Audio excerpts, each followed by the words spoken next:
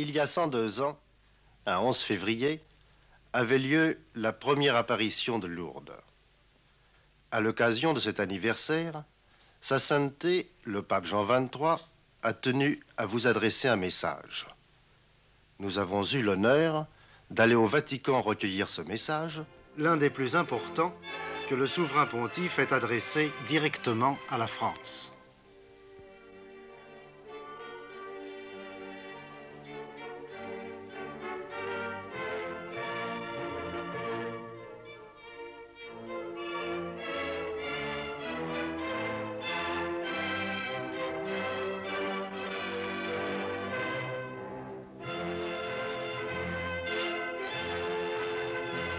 C'est par la porte Sainte-Marthe, sur le côté gauche de la basilique, que nous avons pénétré dans le Vatican.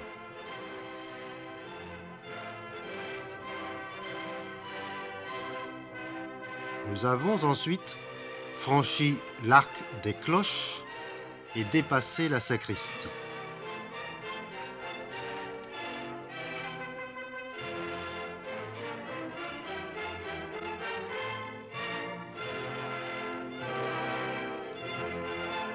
Ce n'est pas le chemin emprunté d'habitude par les pèlerins admis à voir le pape. Ils entrent au Vatican par une autre porte, la porte de bronze. Ils ne peuvent donc pas voir l'immense abside de Saint-Pierre que contourne cette route intérieure. Nous avons, sur cette route, longé les jardins où Pie XII fit construire une réplique de la grotte de Lourdes devant laquelle Jean XXIII vient souvent prier. Au bout de cette route, c'est la véritable entrée du palais pontifical.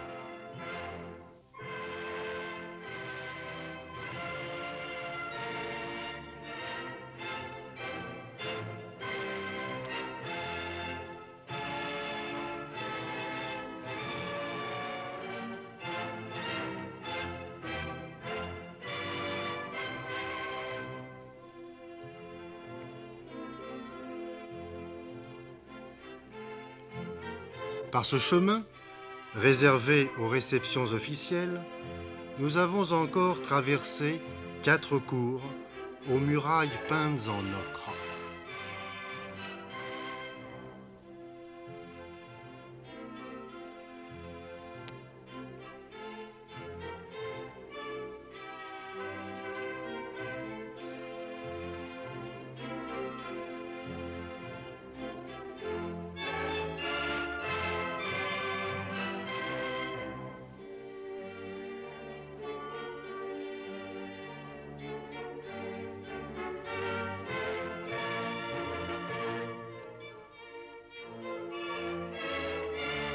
Puis enfin, nous avons atteint Saint-Damas, la cour d'honneur.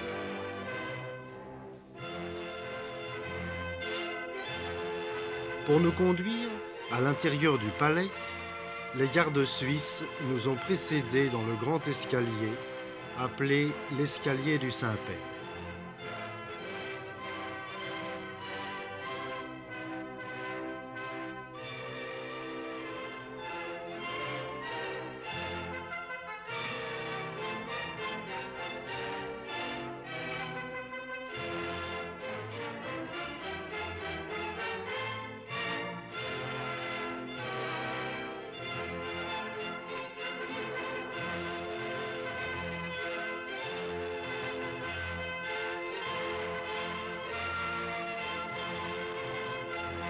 Au 2e étage, les Suisses ont été relayés par les gardes nobles dans les appartements réservés aux audiences. Dans ces appartements, il y a 11 salons, aux murs tendus de damas cramoisis, au sol recouvert de tapis écarlates. À mesure que ces salons se rapprochent de la bibliothèque privée du pape, ils sont de plus en plus petits. C'est qu'ils accueillent des personnages de plus en plus importants. Et au-delà de ces salons, c'est la bibliothèque, qui est aussi le bureau personnel du Saint-Père, là où se règlent les grandes affaires de l'Église.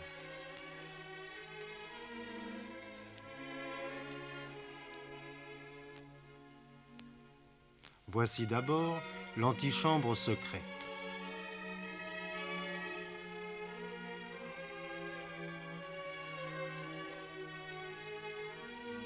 Le souverain pontife quitte son appartement pour venir prononcer son message et vous donner sa bénédiction solennelle.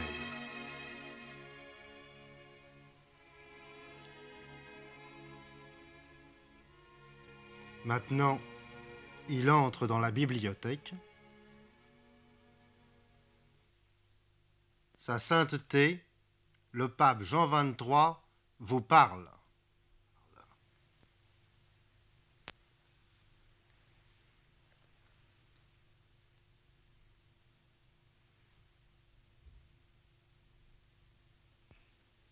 Chers fils de France, il y a un an à peine, nous clôturions par un message l'année du centenaire des apparitions de Lourdes. Et voici que la fête liturgique du 11 février ramène à nouveau, en ce jour béni, notre pensée et notre cœur vers votre chère patrie, et en particulier vers ce sanctuaire où nous eûmes le bonheur de venir nous agenouiller bien de fois. Que de souvenirs cette évocation fait revivre dans notre mémoire. Au temps où nous étions encore jeunes prêtres, nous prenions contact avec la grotte de Massabielle. Les douces et fortes impressions que nous emportâmes de cette première visite n'ont fait que s'imprimer plus profondément dans notre âme au cours des suivantes. Jusqu'à la toute dernière, où il nous fut donné, en l'année centenaire des apparitions, de consacrer de nos mains la basilique souterraine Saint-Pie X, venue compléter l'imposant ensemble des sanctuaires dédiés à la Vierge Immaculée dans la cité mariale. Mais nous ne pouvons oublier que par le choix du lieu de ces apparitions, comme par le choix de l'innocent enfant dont elle était fille sa confidente, la Vierge Immaculée a voulu manifester bien clairement sa particulière sollicitude pour votre patrie et récompenser sans doute la foi et la piété de tant de générations qui, depuis des siècles, l'invoquaient sur la terre de France. Regnum Galliae, Regnum Mariae, comme aimaient à dire vos ancêtres. Aussi, lorsque nous faisions envoyer ces jours derniers dans les principaux sanctuaires du monde les cierges que nous avaient été offerts le jour de la Chandeleur, le nom de la grotte bénie de Massabielle s'est tout de suite présenté à notre esprit. Nous avons voulu manifester par ce geste notre grande dévotion et notre entière confiance envers Notre-Dame. Comme nous voudrions que vous partagiez vous aussi ces sentiments, chers fils, tournez-vous souvent, comme nous aimons tant à le faire nous-mêmes, aux heures difficiles vers la Mère de Dieu et notre Mère. Mais présentez-vous à elle comme des enfants fidèles, soucieux avant tout du retour à une pratique assidue des sacrements,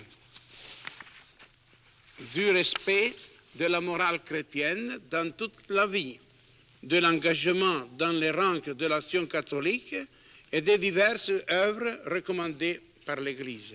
Ces exhortations de notre vénéré prédécesseur Pie XII sont plus actuelles que jamais aujourd'hui encore, tandis que chacun s'interroge avec inquiétude sur les chances de l'avènement tant désiré d'une véritable paix entre les hommes et les nations. Notre-Dame de Lourdes vous invite à raffermir et à approfondir votre foi, sans vous laisser ébranler par les fausses opinions si répandues aujourd'hui. Qu'à votre foi s'unisse une confiance filiale en celle qui s'est montrée tant de fois dans votre histoire, votre avocate, votre refuge, votre protectrice. Continuez à lui adresser avec ferveur vos prières et confiez-lui les grandes tentations de l'Église, celles en particulier du Concile œcuménique, qui est maintenant au centre de nos préoccupations et dont nous attendons de si grandes choses pour le bien des âmes. Dans le vaste panorama de toutes les nations du monde qu'évoque à notre esprit la perspective de ce concile, nous pensons avec une affection particulière à la France. La Dulcis Francia, comme elle est appelée dans l'office liturgique de la fête de Sainte-Geneviève, patronne de Paris. La France des apparitions du Sacré-Cœur à Paris-le-Monial. La France des apparitions de la Vierge à Lourdes. Nous demandons à Dieu pour elle et nous avons confiance qu'elle obtiendra, par l'intercession de Notre-Dame de Lourdes, les grâces dont elle a besoin aujourd'hui. Grâce de foi et de courage, grâce de paix et d'union fraternelle. Dans cette assurance, nous vous accordons à tous de bien bon cœur, chers fils de France, en gage de notre constante bienveillance, une paternelle bénédiction apostolique. Santi Apostoli Petrus et Paulus, de quorum potestate et autoritate confidimus, ipsi intercedam pro nobis ad Dominum.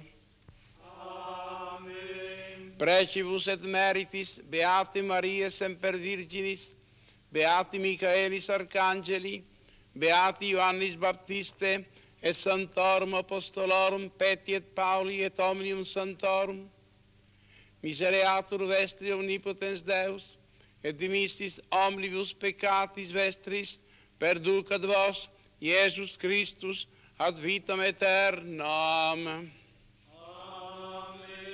Indulgentiam, absolutionem et remissionem omnium peccatorum vestrorum, spatium vere et fructuose penitentiae, cor semper penitens et emendationem vitae, gratiam et consolationem Sancti Spiritus, et finalem perseverantiam in bonis operibus, tribuat vobis omnipotens et misericors Dominus.